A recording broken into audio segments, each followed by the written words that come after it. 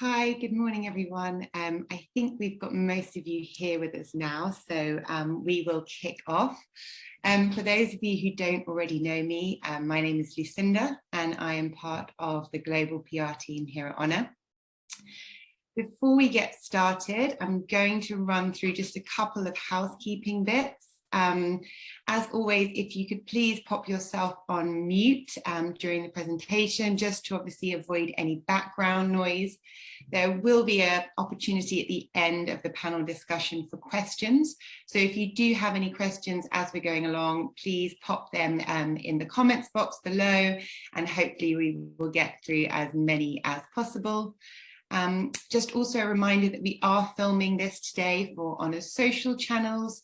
And finally, please keep your eyes peeled for after the event. We will be sending you the full press kit with all the material in, so that should be with you shortly after. So now that that's out of the way, and I think we just about have everyone here, let's take a look at today's event on style, smartphones, and self-expression. So I think we can all agree the last 18 months have been pretty life-changing. Consumers have been conditioned to think, feel, and behave totally differently. We've seen a new willingness to adapt immersive digital experiences in order to connect with others and also keep ourselves entertained. Now, as people start to go out and about, as lockdowns lift, the metaverse is becoming more pronounced, and style more than ever is becoming so global thanks to the help of technology and social media.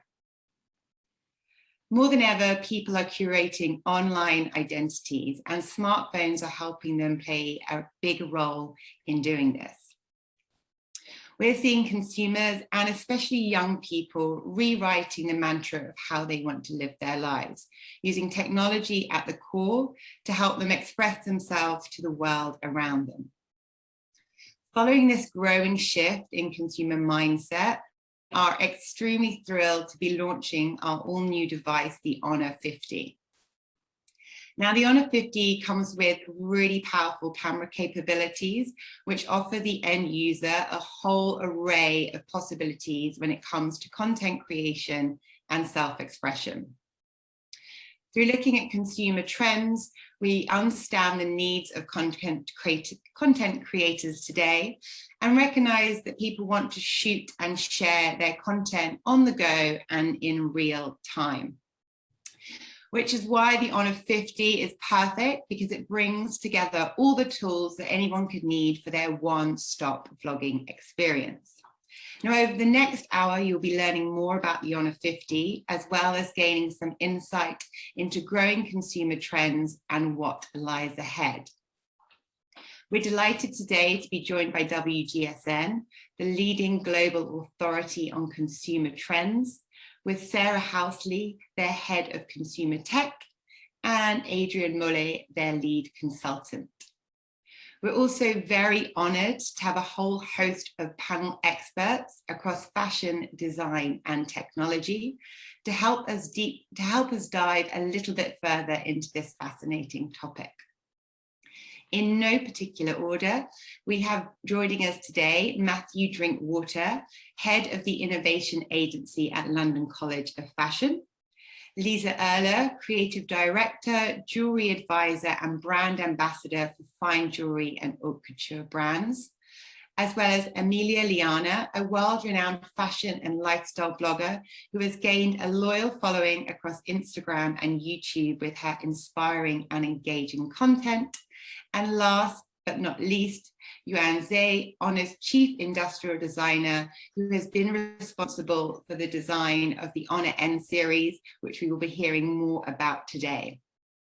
So without further ado, let me hand over to Adrian from WGSN to kick things off.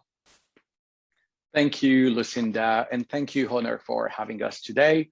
Hi, everyone. I'm Adrian, lead consultant at WGSN Mindset. the Global Advisory Division of WGSN. So I think we can all agree that, as Lucinda mentioned, the past couple of years have kind of accelerated the way people, designers, or content creators produce whatever it is, if it's fashion, design, or Instagram posts. So now you might be quite keen to hear more about what has prompted this shift in consumer mindsets and how this acceleration is also bringing in Israel a greater sense of self-expression. So for the first part of this roundtable, we will be chatting with Matthew Drinkwater, Head of Fashion Innovation Agency, and fashion blogger Amelia. Matthew and Amelia, welcome. Morning, everyone. So, hi, morning. A bit of an introduction first. At WGSN, when we forecast trends, of course, across all categories, but alongside this forecast, we also rely on mood and emotion and sentiment tracking online. And that's where we got most of this data from. So quite interestingly, after the pandemic, we saw a 25% growth in European content addressing escapism. It resonated quite well with a new need for experience living or experience sharing. Of course, that was during the pandemic, during the height of the lockdown, but this growth is actually continuing and shows no signs of slowdown. So today, also from WGSN, we have the amazing Sarah Housley. Sarah is the head of our consumer technology division at WGSN. She's a thought leader in the industry, across industries. She has 10 years experience in trend forecasting. So Sarah, can you tell us a bit more on how this escapism we spotted at WGSN drove a greater desire for self-expression? Absolutely. Thank you, Adrian. And thank you to everyone for joining us today. I'm really excited to speak with you all. So we've been tracking this trend for escapism since before the pandemic, but like so many other trends, the pandemic really accelerated it and sharpened it and brought it into focus. And so what we're really looking at is a growing need for stimulating experiences that bring us some much needed excitement and energy and joy.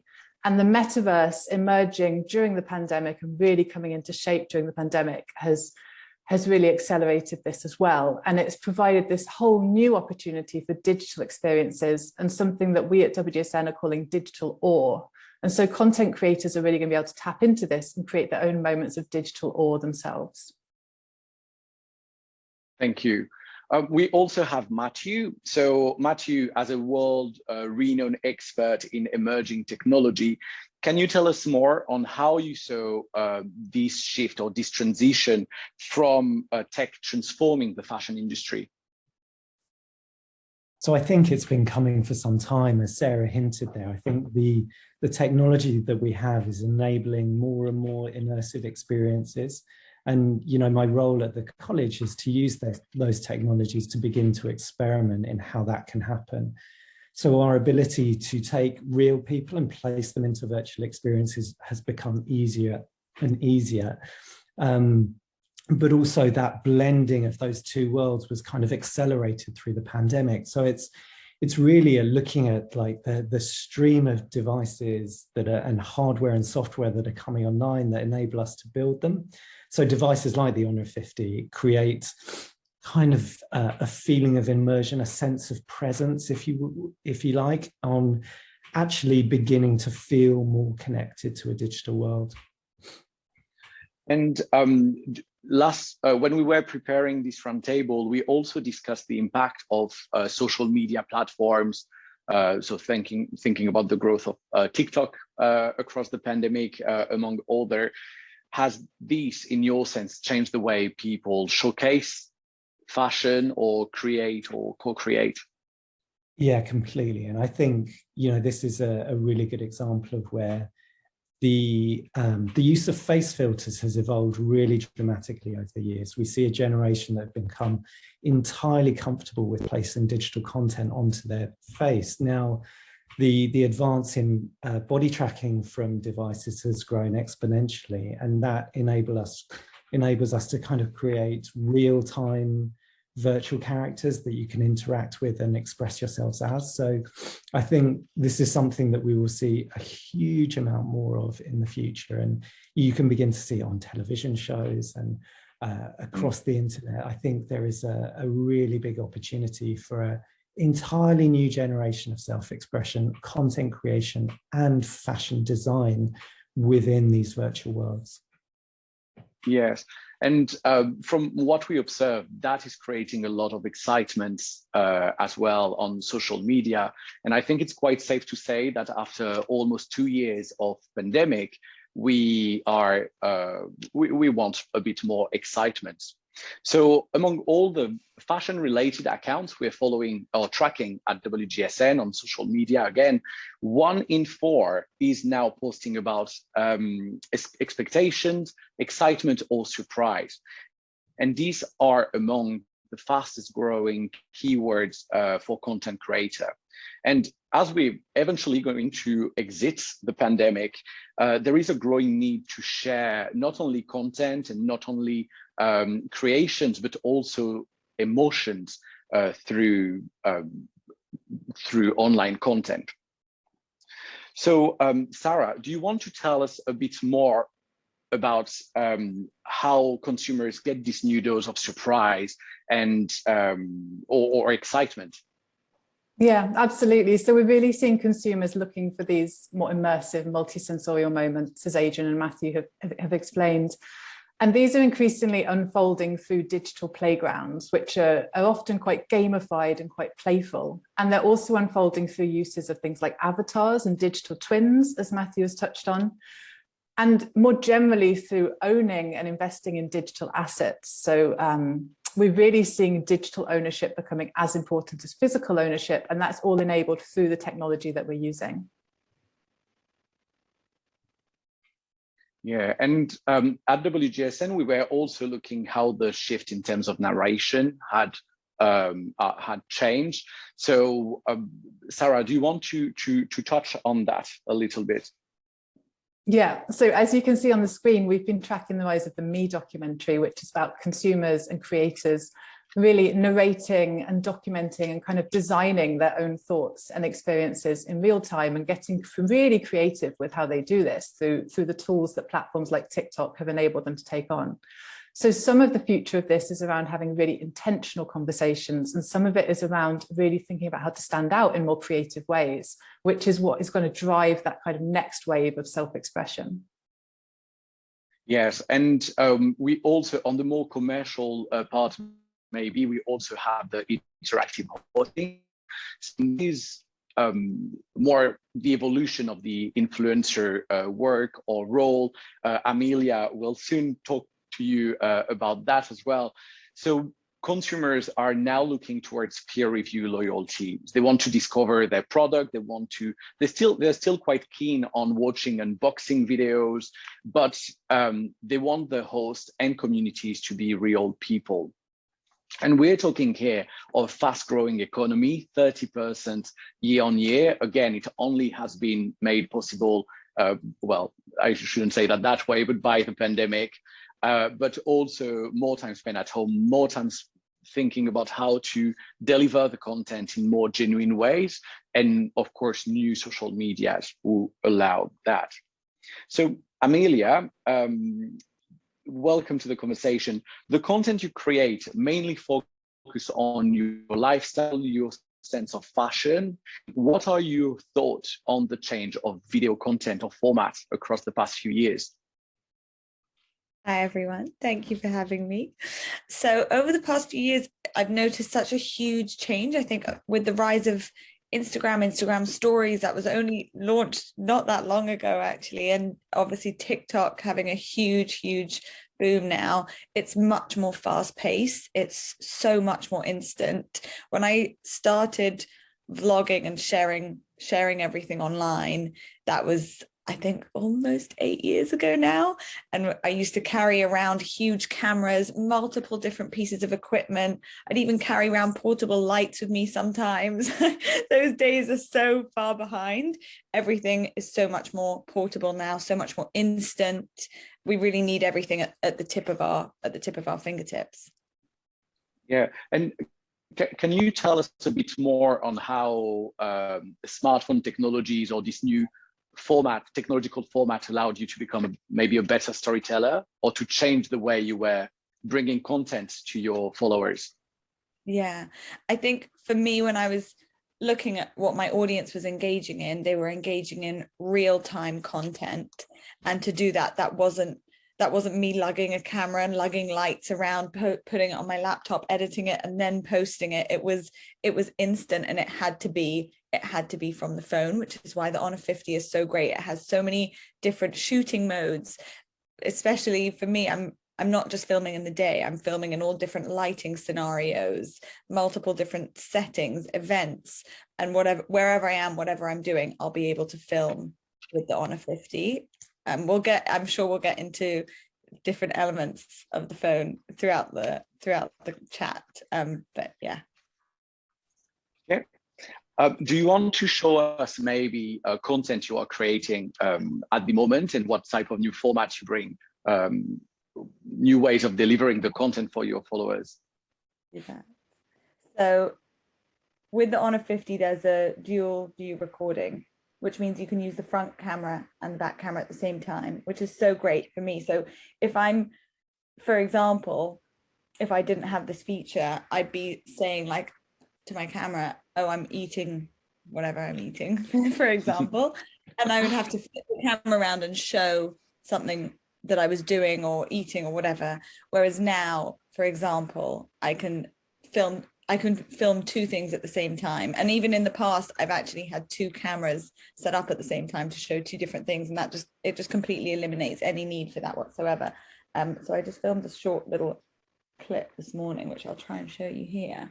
And that's both at the same time, which is so great. So I can be talking and showing something at the same time, which I think is just amazing. That's completely changed the game. So I'm wondering if everyone can see that, but hopefully my explanation is also decent. No, thank you very much. So now we'll move away from evolution of behaviors for a very short period of time, and we'll continue on the topic of design and design language with Yuan, chief designer at Honor, and we'll keep Amelia on the table, and Lisa Erla as well, a jewelry consultant. So starting with Sarah. Again, Sarah, let's now talk a bit more about the evolution of color materials. What were your observations during and post pandemic? Yeah, absolutely. So color perception has really shifted again during the pandemic. Can't really escape it as a reference point. We've got this pent up energy that's been building up, and this really kind of pent up desire to express ourselves, which is now kind of bursting out, which is why people are talking about things like a new roaring 20s. And we can see this really clearly in fashion, where maximalism, extravagance, the hashtag dress up, all of these things are really trending because people want to kind of dress for a party. They want to dress to celebrate. And so within color and design more broadly, that's translating to celebratory color and kind of color expressions that bring moments of wow into the everyday. So that's a really big trend that we're seeing at the moment. Yeah, so that's what we called everyday extravagance as well. And it has impacted not only fashion, as you say, but also lifestyle, consumer electronics, design, art. That is something being accelerated. So now we have the chance to have Yuan with us today from Honor. So smartphone evolves quite massively across the past few years. We used to see mostly plain colors. Why are we now seeing more color, more finishings as well? Hello, everyone. Thank you for having me today. And when we talk about the plain color, of course, there's nothing wrong about the plain color itself, but we believe that there is always people, especially young people, they would like to have something more innovative and fresher to make a statement about who they are. So in the very beginning of the Honor 50 case, we decided to move away from the traditional plain color by offering people the selection of unique colorways that allow people to choose their best color to represent themselves, their unique identity, and their unique lifestyles.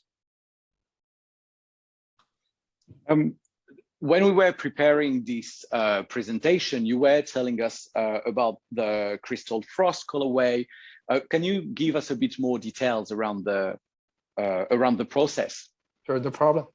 And the Frost crystal color was created thanks to our superior craftsmanship and very sophisticated process, which creates diamond-like finishing and which can glimmers and sparkles under the light. And the idea of this color came from our understanding about our target user group. We hope our target user group, I mean, young persons and young girls, they could love this color. So we looked into their lifestyle. We look into the latest design trend from WGSN. And then we decided to, we hope that something sparkling and something crystal clear could happen to Frost, to this new color. And as we can see on the screen that first we collected some images and renderings to build a mood board for the color to describe what we want in the very beginning. Yeah, here we collect the images, photos, and appropriate videos to describe what we want. And here, then we, based on this mood board, we developed the 2D, this, I remember this is the very first rendering for the Frost crystal. It's slightly different from the final solution, but you can see, you already can see that the bigger picture of this color. And once the mood board and the color is fixed, the rendering is fixed, we had a series of workshops and we made tons of different samples and mock-ups to find the most perfect combination of this color. And on the left of this page, you can see this the general structure of the Frost crystal color. It consists of many layers which can reflect with each other to find the most sparkling light. And on the right, these pictures just show a part of the samples we made during the process. We made tons of different samples. We found different combinations to achieve the most perfect finishing for the Frost crystal color. Yeah, so continuing on this topic of color, self-expression, and the transition from fashion and aesthetics onto consumer tech, we also have the monogram. Yeah. So following the years of big logo that I'm sure you've seen well, across Europe, across the world, and in all fashion brands, the monogram is now set to replace the logo as a more cultured, somehow inconspicuous way for customers, for consumers to show their loyalty to a brand. On average, so again, in all the brands and influencers we're tracking, monogram-led content was averaging 24,000 likes, which is quite massive. So now, back with Sarah, how do you think monogram resonates with consumers? Yeah, absolutely. I think the logo still holds a huge amount of value with consumers because it's so important to kind of allow them to express their values and their beliefs in the brands that they choose to kind of buy and support. But the monogram, as you said, Adrian, is this slightly more refined, more sophisticated kind of take on the idea. And we're seeing lots of really creative remixes of logos and monograms. And particularly as collaborations between brands has become more important, we're seeing brands kind of remixing their brands, remixing their logos with each other. So it's a real creative playground that is emerging within the monogram. Yeah, that's what we call the monogram mania, as you can see on this page. Yuan, now, so we were talking about the monogram mania, of course, for fashion and transiting onto all the categories. But for you at Honor, where did the decision to launch a monogram version of the phone came from? Because in the beginning of this case, the owner was determined to create something stylish and something unique for the all-new Honor 50 series, which can reflect in the ever-changing fashion and the latest design trends shaping the world today. And through the launch of the honor code, we hope that we could help those fashion-conscious individuals to stand out from the crowd through a bold and impactful statement. And this eye-catching design is quite different it's quite unique for the smartphone industry, and you won't see any similar design from any other competitors in the market. And as we can see here, on the left, it shows we call it Honor Big Logo design language, which happened to Honor 30 series, and it was a big success. I really love it. So when we were working on the 50 series, we asked ourselves, can we make it better? Can we evolve this sport language to a better level?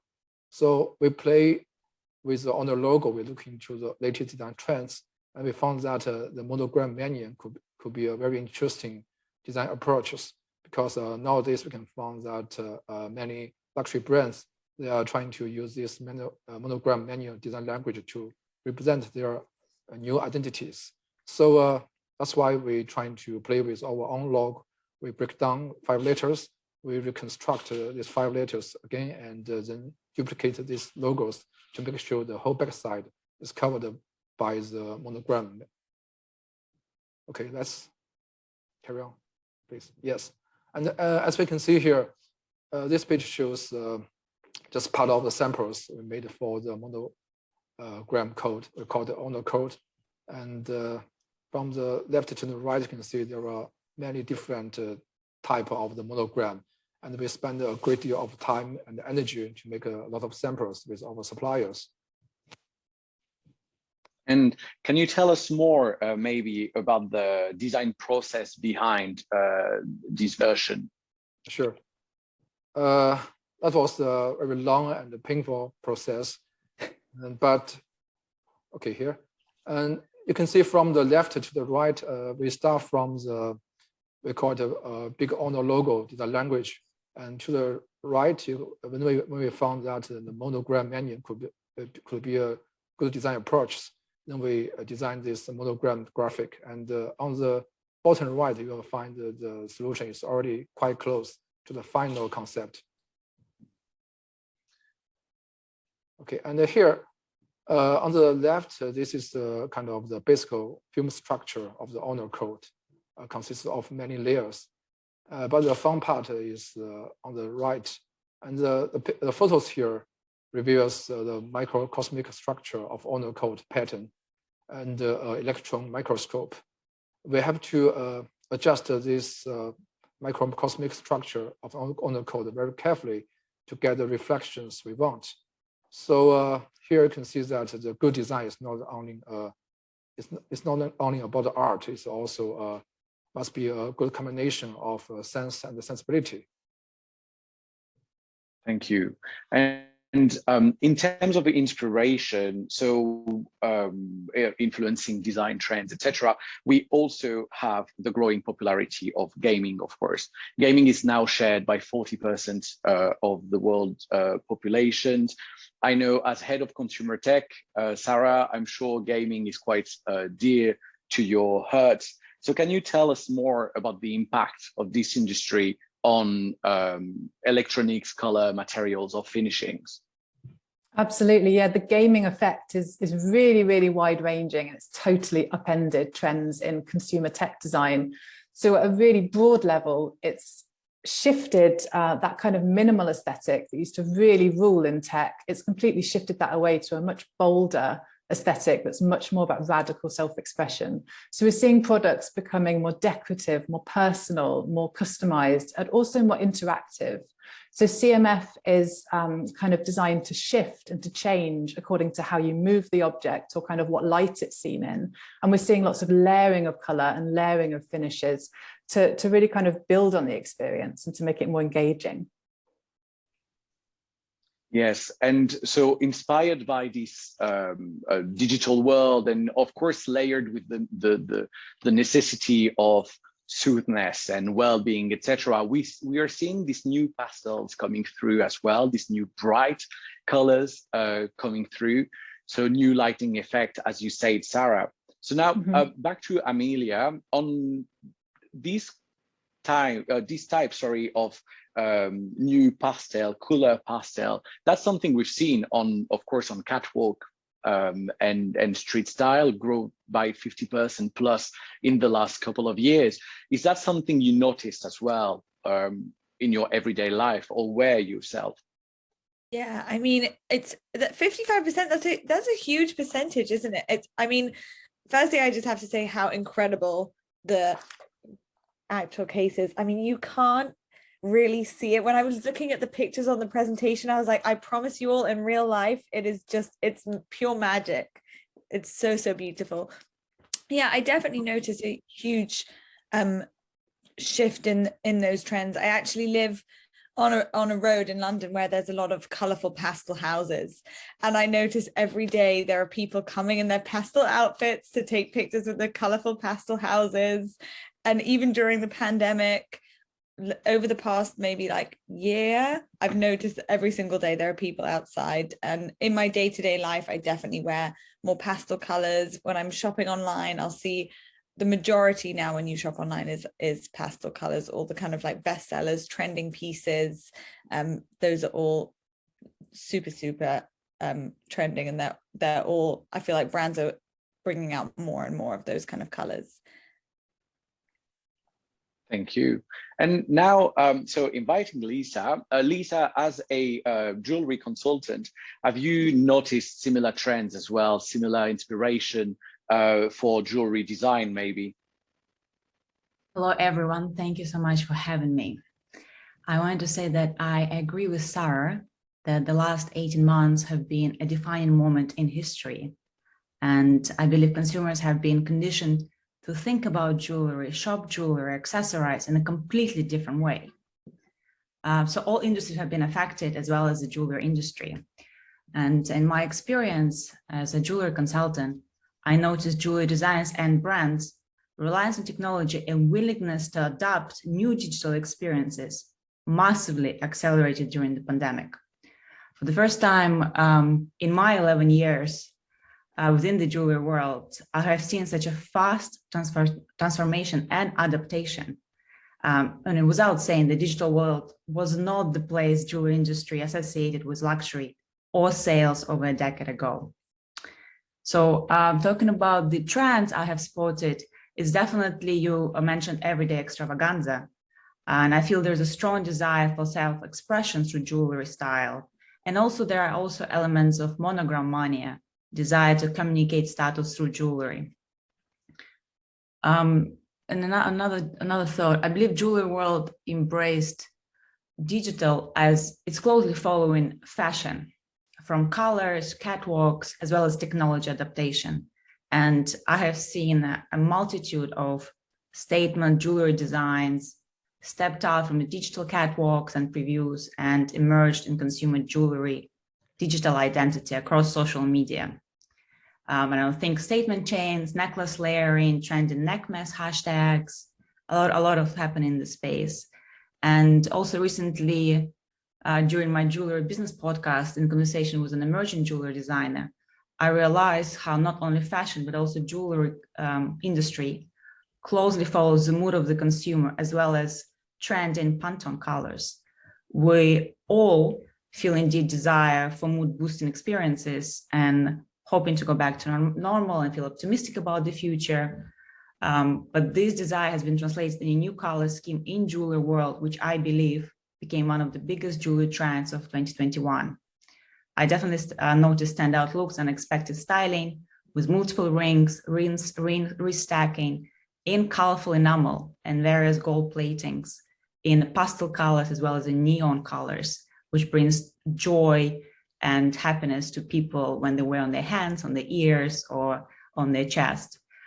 So basically come back to this color trend and self-expression through statement pieces. And importantly, I want to say that these trends became possible thanks to jewelry brands closely working with the production teams on innovative and sometimes forgotten jewelry craftsmanship techniques to enable craftspeople to bring jewelry to life to suit modern consumer. Yeah, thank you. That will be a very smooth transition onto our third section today. the desire for beautiful form and function, and the importance of craftsmanship in tech.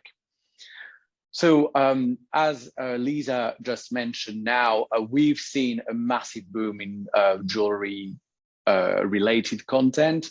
So started during the pandemic, it's only being accelerated now as well. We've got +8% of jewelry related content year on year, which is quite massive.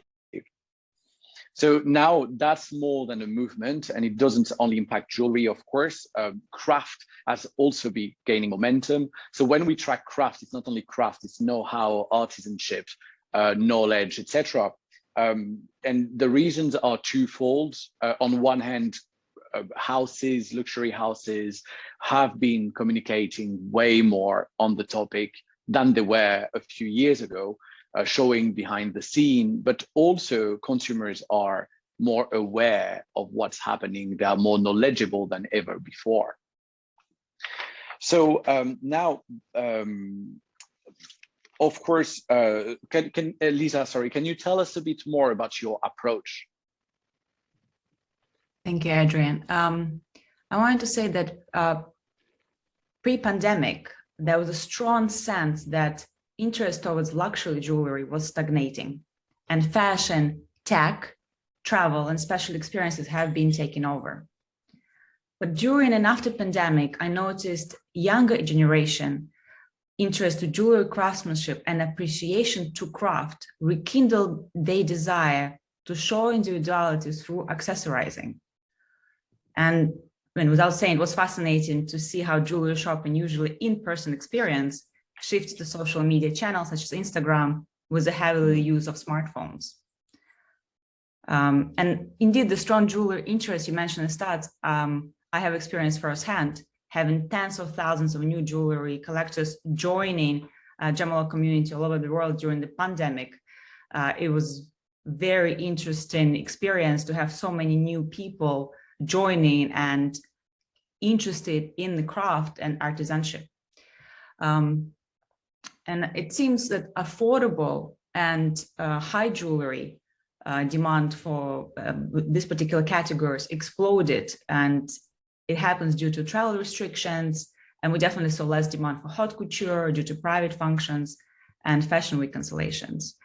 And that led to jewelry as well as smartphones become the most important objects in our lives in the past 18 months.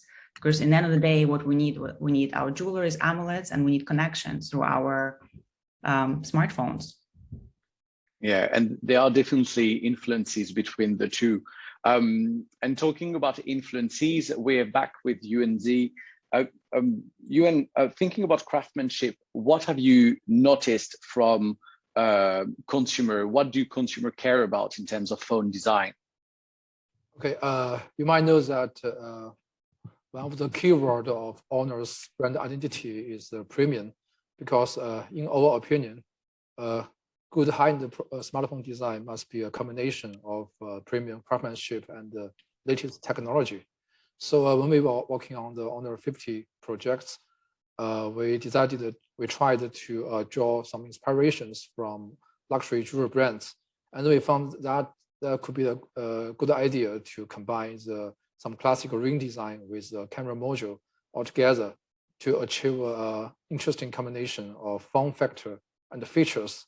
And through this design, we hope that we could remind people a high quality premium ring and a very strong and professional digital camera at the same time.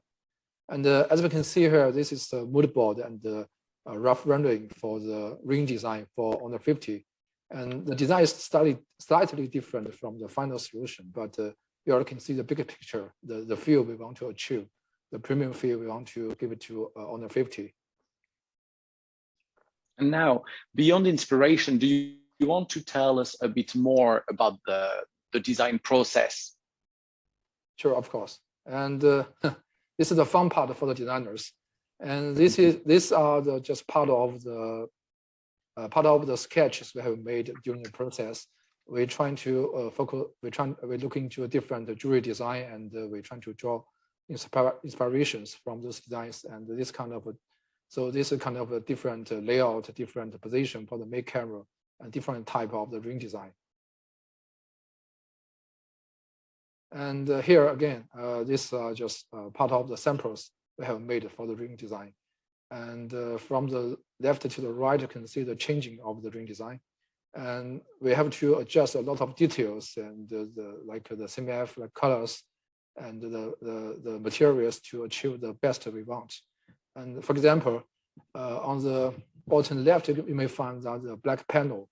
And then we found that maybe the black panel is not green enough. It is not sparkling enough. So we decided to replace this black panel with some shining and transparent panel, like what happened to the top right, and to give it a more sparkling look, like what happened to a jewelry design. Thank you. And I think, as you mentioned and Lisa mentioned as well, there is this need now for statement technology. Sarah, you of course overseeing all kind of consumer tech, consumer electronics. Is that something recurring? Absolutely, yeah. So statement tech takes on quite a number of different forms depending what kind of tech you're thinking about. So for larger pieces, maybe that sit within the home, like audio systems, it's about really sculptural form and looking to sculpture for inspiration. And then for this more personal tech that we carry around or that sits on or near our body, it's more thinking about jewelry as that inspiration, as we've spoken about, and really thinking about how technology can be adorned and can almost become a piece of jewelry in its own right. And in general, that design language then needs to become much more about craftsmanship, precision, and attention to detail. So it's about thinking about technology within the context of art and sculpture and culture, and how you then elevate the design language of the tech to reflect those elements. And so talking about craftsmanship, Yuan, when we were preparing this front table, you shared with us this design process. Do you want to share with us how long does it take to make a smartphone? What's the process involved really? Sure, no problem. Normally, we need to kick off the design projects like 12 months in advance, right before the launching event. It takes us like 5 or 6 months to develop the concept, and another 5 or 6 months for the trial production.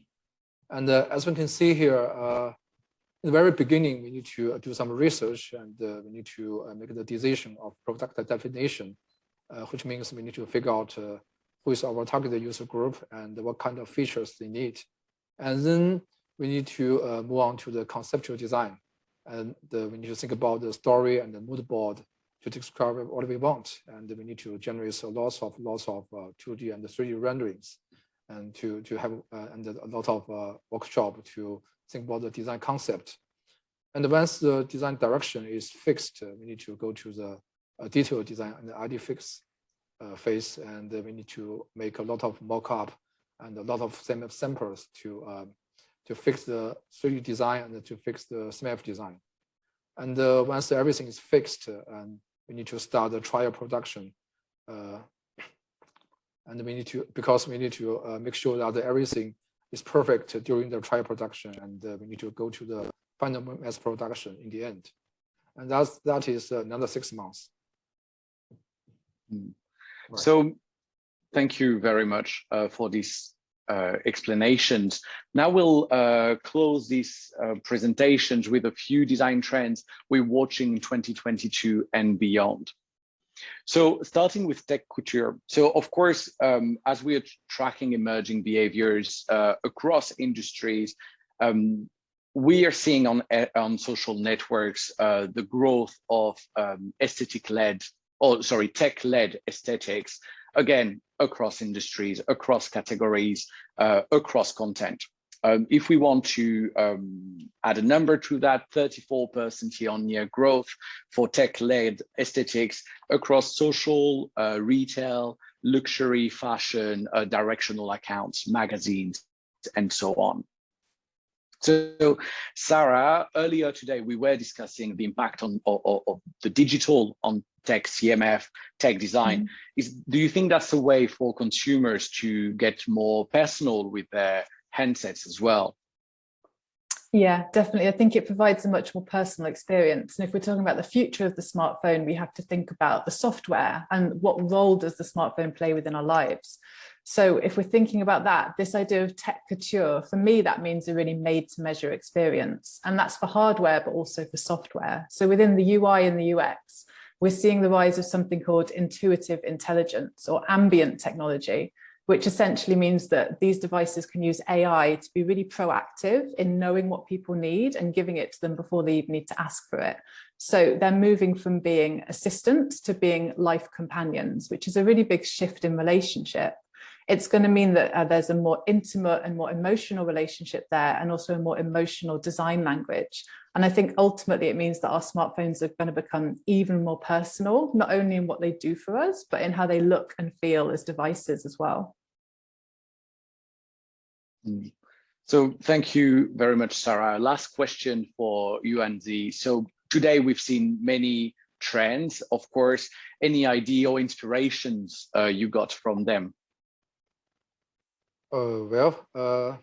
Those trends give us, I think those trends give us a better insight about the future, about latest trends, and they can help us to renew our design language for the future. And like what happened to our iconic digital camera design, like what happened to our Honor number series. And I'm glad to see that based on those trends, we have been working on many more exciting projects for the future.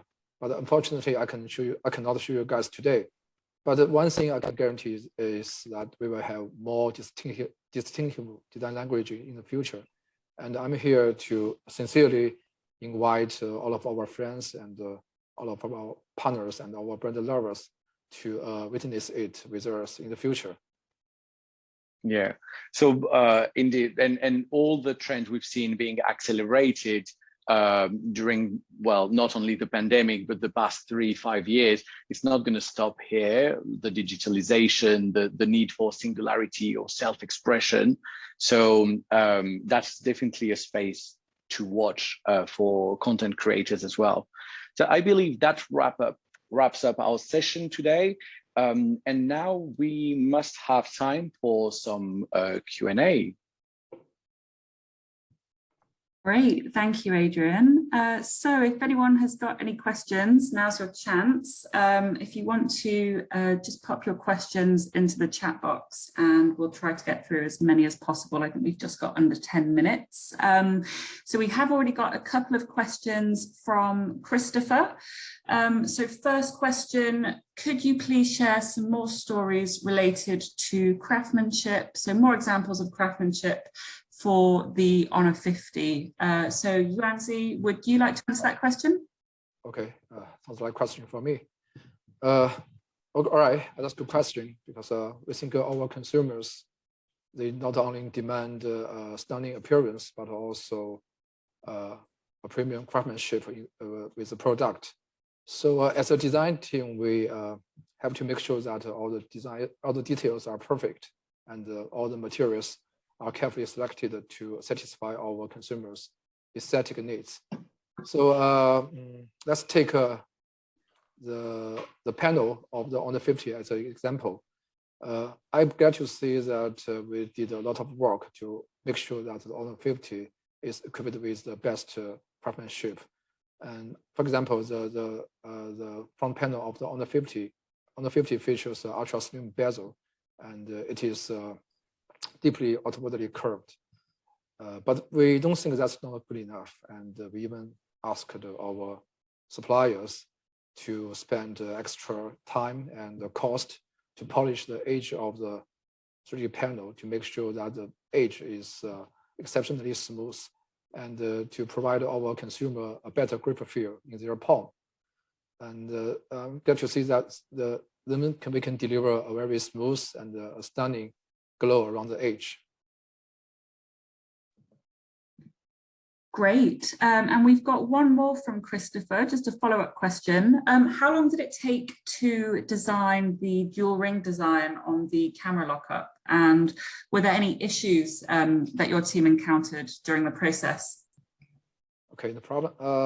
I remember that we spent at least 4 or 5 months to fix the ring design, because it was a big challenge to our engineering team and the design team. And I think the first challenge comes from the layout of the camera, because to provide our consumer a better photographic and video experience, we need to put a very huge 108 megapixel digital camera in the ring. So we have to try a lot of layout. I think you already saw that part of the sketches. And we have to try a lot of layout, a lot of position for the main camera and the other components, secondary cameras and the flashes. And then we have to avoid the space of the battery and the PCB. And but it's lucky that thanks to our professional engineering team, we could find the most balanced layout for the camera eventually, and everything could be balanced, and the space is big enough for this very professional camera module. And another challenge for this ring design is the CMF design, because it's such a small detail. We have to combine all kinds of material, including the real glass, real metal, or polymer material, film, and the flash all together. So we tried a lot of different combinations. We made a great deal of samples and mock-ups to study the best combination. And that's why we spent like 5 months, almost half a year, to fix the ring design during the process. Great, thanks, Yuan. And one other question from one of our media friends, again for Honor. Is there a user research team within Honor? Okay, I got to say that we have a very professional research team in Honor, because, for example, to select the right color, to find the final color for our consumers, we will do a lot of research right before the launching event. For example, we will send out a research team to different cities and to interview different consumers and we will send some of our industry designers with the research team. We show all of our colors to them, and we collect their opinions, and we make our final decision based on those input from our candidates. And yes, that's why we have a very professional research team in Honor to make the final decision, to hear the real opinions from our consumers. Great, thank you. We've got one question just in from Angelica for WGSN. So Angelica would like to know, with such a rapid rise of escapism and extravagance, do you think this could quickly retreat back to minimalism and isolation in terms of style and comfort? Sarah, perhaps you'd like to take that one?